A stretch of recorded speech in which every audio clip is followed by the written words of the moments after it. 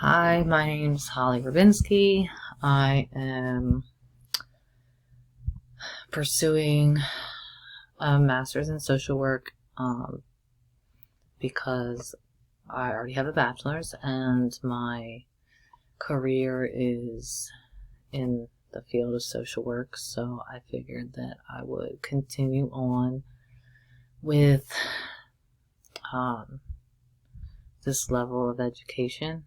It's beneficial to the clientele that comes through my center. I run a drop-in center, and I figured that maybe knowing a little bit more about different underserved populations would help me be able to help them better.